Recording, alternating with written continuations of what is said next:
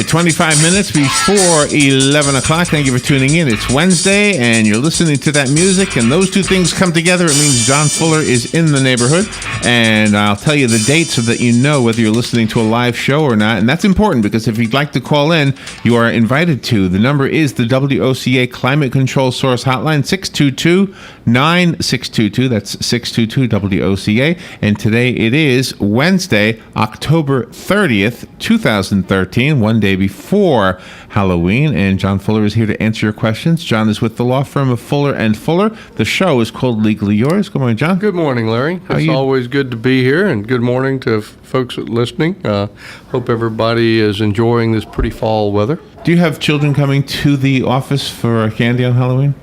No, not to the office. I think we're going to have a pretty good group of trick-or-treaters at home this year. Our neighborhood's gone through a cycle.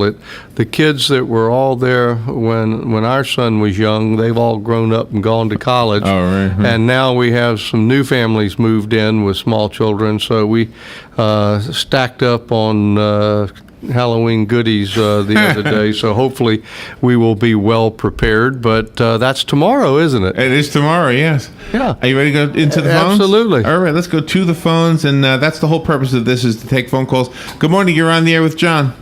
Good morning, Mr. Fuller. Good morning. How are you, sir? Always good to hear some intelligent conversation on talk radio, which is rare. Well, I that's a very good compliment. I think we may have ruined our reputation by we started out talking about trick-or-treat and Halloween. I don't know how intelligent that sounded, but it is mighty pretty weather, and I always appreciate your listening and calling in, because questions like yours and listeners like you, I think if without you, this program would not be anywhere near a success. Well, I had one. I got a question, because you often hear, like I say, especially on talk radio, so much misinformation. This is in regards to illegal immigrants. People always talk about all of the things that they get and they receive and all this craziness. But anyway, is it not a fact from a legal standpoint that the more money you have if you're an illegal, and where I'm going is, if you can afford immigration attorney or whatever, the chances are that you're going to be in this country a lot longer than those people that are immediately picked up that are poor and sent back to the various countries when they get here. I think people think sometimes that illegals have due process. But the mere fact that they're not citizens means that they don't have the same rights that we have. I'm going to hang up and listen to your comments on that. Well, thank you. Thank you for your question and your observations, and I think you're very astute and pretty much right on the money. Let me say, first of all, that immigration law is a very specialized area of the practice of law. And it's an area that I do not and have not ever practiced in, so I have no real expertise in answering anything specific about that. Anyone who is in this country as a resident alien, whether legal or illegal, whether having applied for and obtained resident alien status or what have you, those are all very highly technical terms, and certainly the point you made, which is a point that we've made over and over on this show, and what people who listen regularly know as a pet peeve of mine, is that it is a fact that if you have financial resources and you're dealing with a legal issue in our judicial system, you are better served if you have finances and resources that allow you to retain competent counsel who specializes in the particular area that you need, as opposed to someone who is not as fortunate, does not have those resources, and it's the system's not perfect. For people to think that everyone is treated equally under it, that's, I think, a fallacy. The rich have the resources to have better representation sometimes, certainly to have more vigorous representation in any area of the law. But a couple of things I think bear mentioning that I am aware of and that people should be aware of. If you are even a legal alien residing in this country, and you have your green card and you have complied, you have a job, everything is done appropriately, you've crossed the T's and dotted the I's, and you get arrested and charged with a criminal offense. Driving while under the influence. It doesn't have to be a major felony or a heinous crime. If you're charged with assault and battery, simple battery, a criminal offense, and if you plead guilty to it, or if you plead no contest and are put on probation, or if you plead not guilty and you're found guilty, whether you're adjudicated or not, the fact that you were arrested and not acquitted of a criminal offense can be grounds to revoke your otherwise completely lawful resident alien status and to deport you. Oh, wow. So if you are in that circumstance, before you just say, I don't want to spend any money to hire a lawyer, it's simply my first DUI, and I can go over and they'll put me on probation. I'll get a work permit to drive. I'll do my community service hours. I'll go to the victim impact panel, and I'll just handle it on my own. And you enter a plea of guilty to that, it is not out of the realm of possibility that a probation person could be knocking on your door with deportation papers. Oh, wow. As a result of that. So people should be aware of that. That's not something that I think a lot of people know. And are the illegal or undocumented aliens, immigrants, are they bound to the healthcare laws too? In other words, could they get in trouble for not signing up for that? That I don't know. Those are the types of detailed, specific questions as to what rights people who are in this country without having gone through the process of being resident alien status. That's something that a lawyer who specializes in immigration law should be consulted. Or if you're going to go to a general practitioner lawyer, you would have to understand that that lawyer would have to undertake to do the specific detailed research. You don't always have to go to someone who's a specialist, but you have to go to someone who's willing to make the commitment to do the research, and you are going to have to be willing to pay the cost for the person to do that research. The phone number here, if you'd like to call John, is 622-9622. That's the WOCA Climate Control Source Hotline. If I get pulled over and don't have automobile insurance, and then, let's see, again, I guess I get pulled over again, and it happens again. That second one, that's I go to court for that, don't I? Yes. You have to carry personal injury protection. You don't have to carry, liability insurance or collision or that sort of stuff, but you have to have personal injury protection coverage. And if you don't, and you don't go get it, it's a chargeable offense. And eventually you could be in jail for that, or yes, it's required by law that you have it. So would that same thing happen then with the health care? If you didn't have it, would you go to jail? I don't know about health care. Okay. Operating a motor vehicle is a privilege, not a right, and you can injure other parties. And at the very minimum, the law says you are to carry personal injury protection, no fault benefits. And you have another phone call. Good morning. You're on the air with John Fuller. Yes. Good morning, Mr. Fuller. Good morning, sir. How are you? Very good, thank you. If you're strapped for money and you come across hard times and you get yourself into a situation where you have to appear in court, and you really don't have the funds to get legal counsel, they will provide you with a public defender, right? Right, that is correct. If you qualify, and I can't tell you the specifics of what is determined what amount of resources or income is determined to categorize a person as indigent. But if you're indigent, whether you're charged with a misdemeanor or a felony, if you want a lawyer and you can't afford a lawyer, you will have the public defender's office appointed for you. And I want to say again, as I've said before on this show, the public defenders, at least all the ones that I've ever had any dealing with, even on a statewide basis, are exceptional lawyers. They are people who, many of them, could be making substantially more money in private practice, but they view serving as public defenders as a public calling. And they have some lawyers that have done that. We have them right here in Ocala, and they are the equal of almost any private criminal defense lawyer. They do a masterful job in terribly difficult circumstances. They have a large number of cases, very limited budget.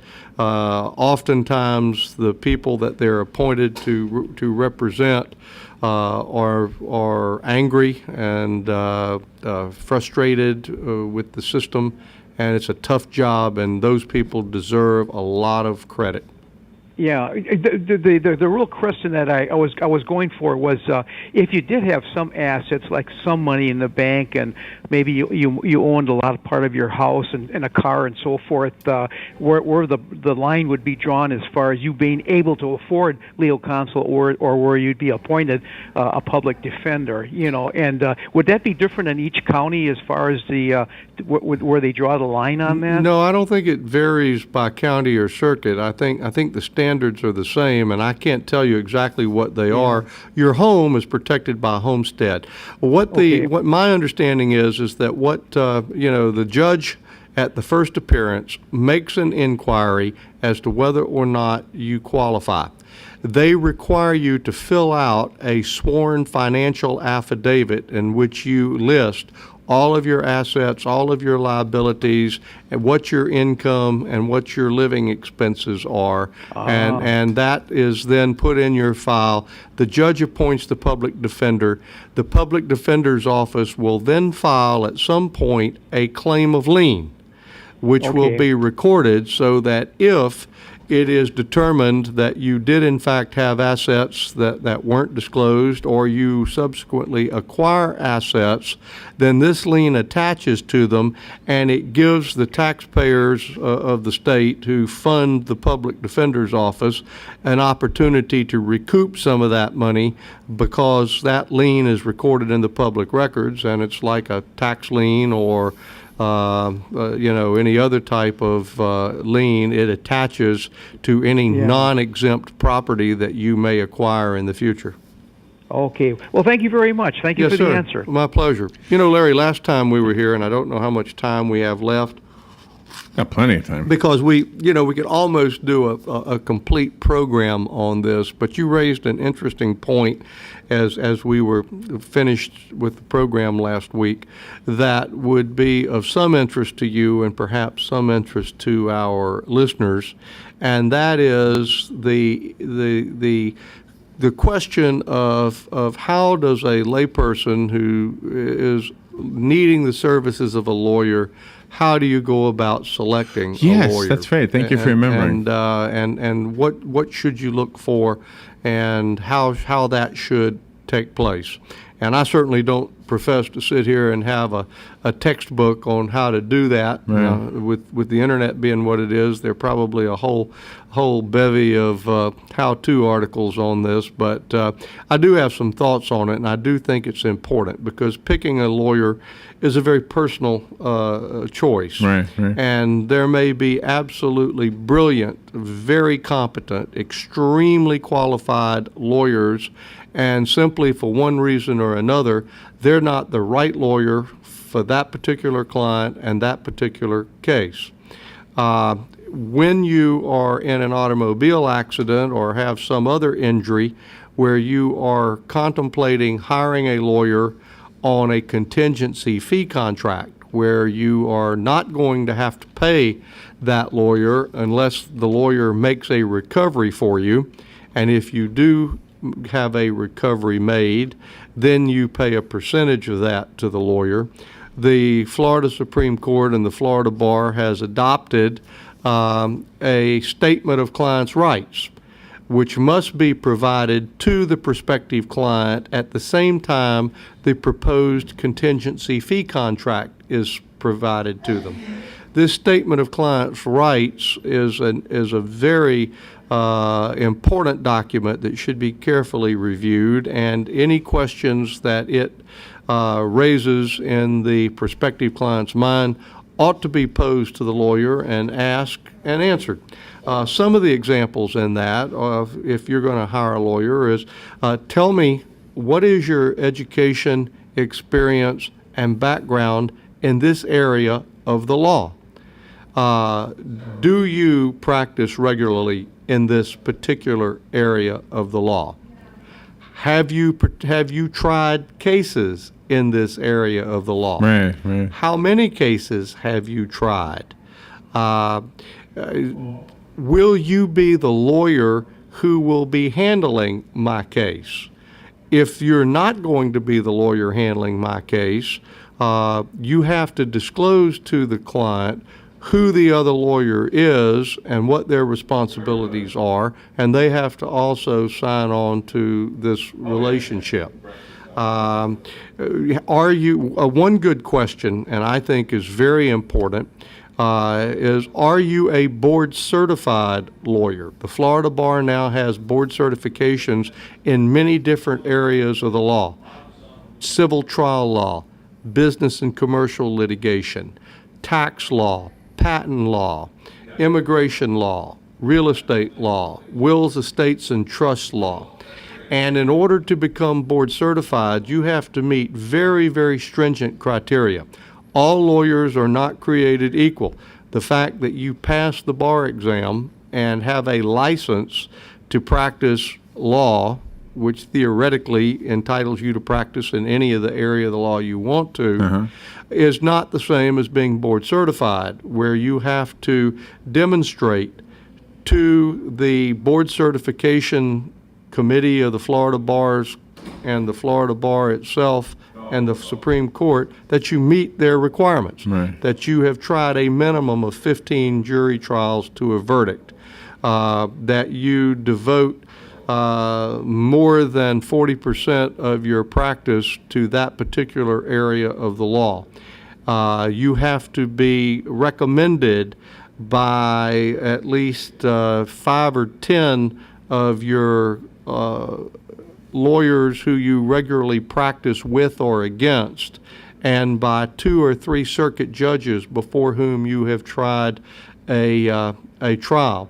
And then you have to recertify every 5 years and have a minimum of continuing legal education credits from various seminars and so forth. So if a lawyer is board certified, it's a pretty good indication that he is a specialist in that area of the law and would be someone who would have at least demonstrated his capacity in that area of the law.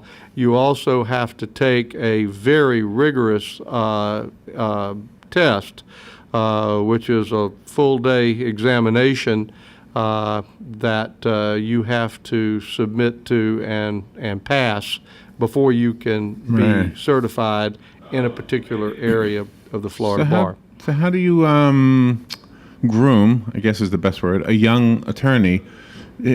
Because obviously the client would want a more experienced attorney. So how does the young attorney get experience? Well, it's very challenging, and it's more challenging each year because we have mediation and arbitration and alternative dispute resolution, and the majority of cases are settled and not tried. And if you don't have the requisite trial experience, you cannot become board certified. So you team them up, an old guy and a young guy? I'm sorry? Yes, you can. Do you think? Okay. And if you are, there goes one of Ocala's leading surgeons just walked by, too. I just wanted to mention that as he walked by. He's a board-certified general surgeon in Ocala, and the medical community has had board certification for a number of years. and they recognize the need to specialize before the legal profession did, because it's impossible to be all things to all people. And you see that in this show a lot. We'll have people call us and ask of every kind of information, from wills and estates to automobile accidents to immigration law.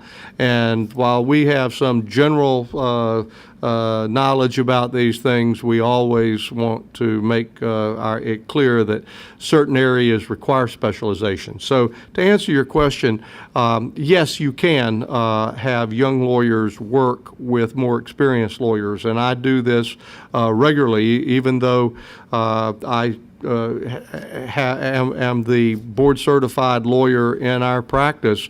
If it is a big case, I will associate other lawyers to work with me under my supervision and direction as co-counsel. And the bar does recognize that if you are working as what's called the second chair or the assistant in cases, that you get a certain amount of credit. You won't get a full trial credit for it, but you will get some credit. And if you do enough of those, you can qualify to take the test. So it's something that has to be earned. You can't get it. There are some organizations that you can join simply by paying your dues, and you can then say, well, I'm a member of the American Bar Association. Right. Well, that's a wonderful association, but anybody who pays the dues can be a member of it.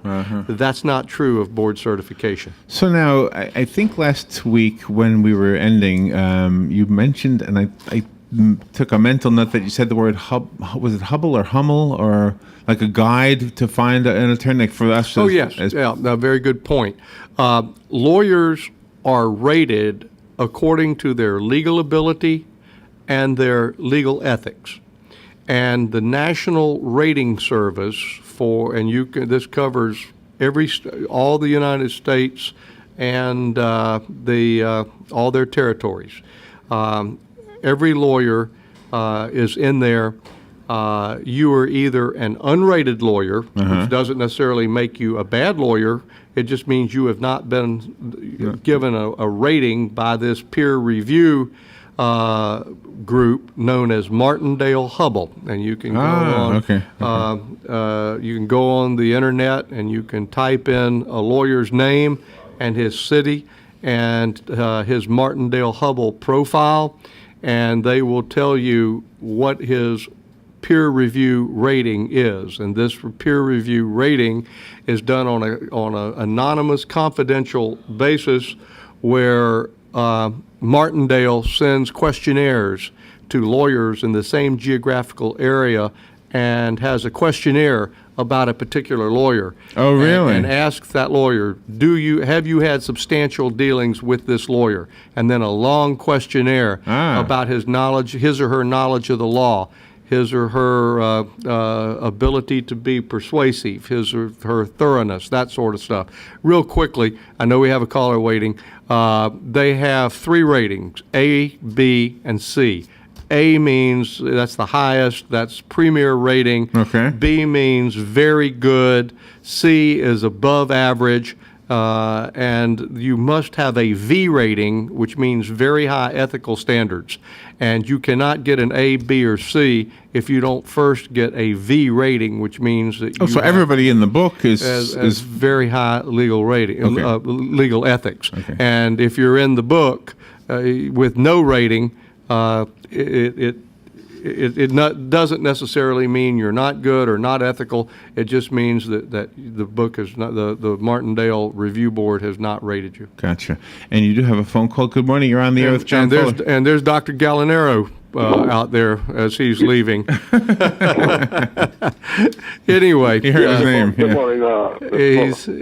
Good morning. How are you? A lawyer can only work in 3 areas of expertise, or you can't work in more than 3 areas of No, that's a very good question. You can certainly practice law in areas that you are not board certified in. And some areas, they are overlap. For instance, you've heard me say on this program that I handle a small number of very complex involved family law matters. One of the reasons I do that and I limit my practice to family law cases of that nature is that generally a large component of those cases will involve businesses, family businesses, partnerships, limited corporate liability corporations, those sorts of things, and they are the same area of law that affects the business in a general business or commercial lawsuit is the same area of law in large portion that affects the business as a legal entity in a divorce case. So because I am board certified as a business litigation specialist, I handle complex family law. I chose not to seek to become certified as a divorce lawyer because I didn't want to do a volume family law practice, and many people do, and they're to be commended for it, and there's a need for that. But in my practice, I did not want to be handling cases where people were fighting over who was going to get the knives and forks and cups and saucers. So while I handle complex family law on a specialized basis, it's an outgrowth of my business and commercial litigation certification.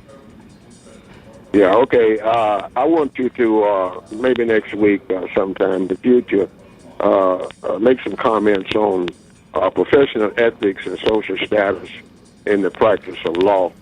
I remember you saying something about prosecutorial discretion and judiciary discretion in cases, and it seems to me that the scale of justice can be skewed whenever those factors come together. And I would like to hear that sometime in the future. Well, I appreciate your saying that. That's a big topic, and I've made a note. And Larry, if you'll help me remember that one. Yeah, that's a good one. We will make that our very first topic for discussion next Wednesday. All right. Thank you for the call. John, how do we get a hold of you? Okay. We have offices in the Villages and in Ocala. Our Ocala number is 352-547-4292. We have a toll-free number, 855-534-2565. If you have a legal issue, you've been in an automobile accident, you have a dispute involving business, commercial matters, or a complex family law matter, or a Social Security disability claim, those are the areas that we focus our practice in. All right. John, thank you for all you do Thank for you. us. Thanks to all our callers. We'll take a little break and be right back.